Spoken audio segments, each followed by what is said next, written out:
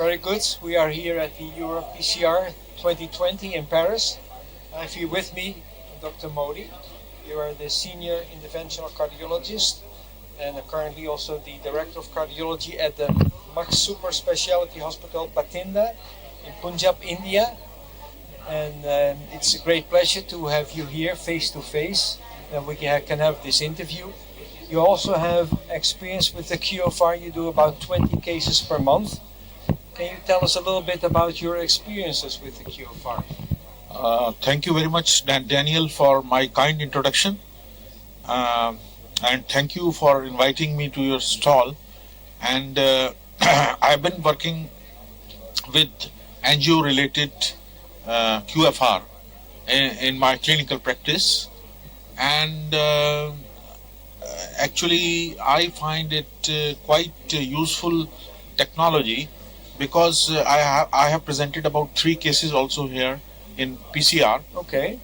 Demonstrating its efficacy and its usefulness rather. So in QFR we have the advantage that we don't have to use pressure wire. So pressure wire, sometimes the wires have problems because they're invasive. Any invasive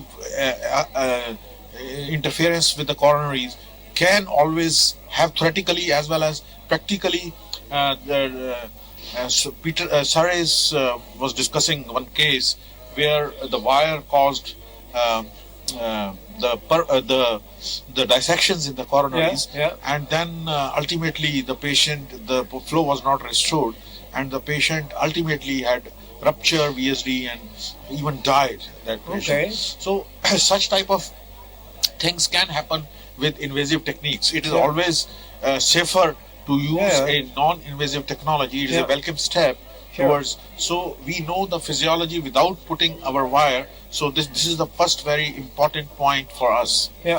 Secondly, the important thing is we can, in tandem lesions, we can know which lesion is the culprit one and which lesion needs the stent. We don't have to cover the whole artery with the stents in the diffuse lesion. We can identify the focal points where we have to put a stent.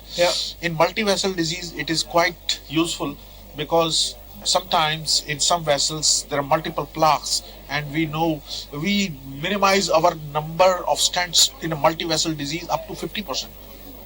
And that improves the outcomes for the patient. That's better, lesser the metal in the body, lesser it is good for the patient. And third use I described in that meeting also, that in patients we modify our coronaries, like calcified patients with a rota or with a IVL use. Either we can do post imaging or we can use these tools to calculate the QFR and know post-stenting that the stent is properly expanded. That is also one of my questions. We know from studies also that post-PCR the QFR should be higher than 0.91 or 0.90. Is that also what you use in your practice? Yeah, that's true. I have also described one case where there was some plaque in left vein, and then there was a plaque in LAD. So we stented the plaque in LAD and thought it was all over. But we analyzed it with the QFR. The QFR was still 0.7 of that patient. Okay. So we went ahead and we saw there is a plaque in left main, realized it is a significant plaque.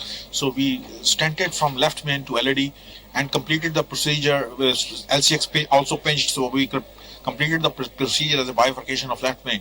So that is the idea, that sometimes the eyes cannot see what a computer can analyze. Yeah, absolutely. That is, of course, what our expertise is. We are image processing specialists. We have been doing that for more than 30 years. We try to get more features out of the images and also do it in a reproducible and robust manner, and provide all that information to you as the treating interventional cardiologist to get the best care for the patient, and of course in terms also of optimizing the number of projections, for example, associated with less radiation dose, and it's so to the advantage of you as the physicians as well as the patients. Thank you. So, one thing I want to make here is that we must have more clinical studies with this technique.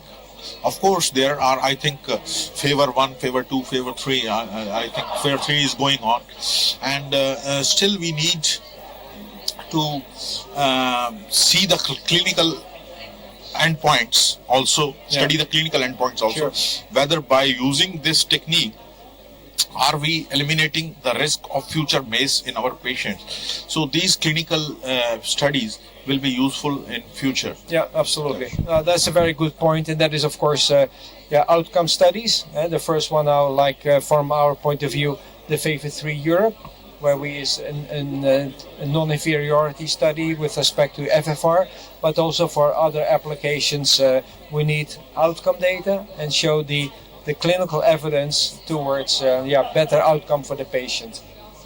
Yeah. So my question is, can as an Indian leading Indian cardiologist, can I have the chance to be in some of your studies like favor 3, or we can initiate a trial from our own side? Yeah. So are you open to that, to have collaboration with us and give some outcome trial so that we can use it for the benefit of the patients? Yeah, sure. We are absolutely, we are happy to work with you, see what we can do together, and outcome data not only from Europe is important, but also from India.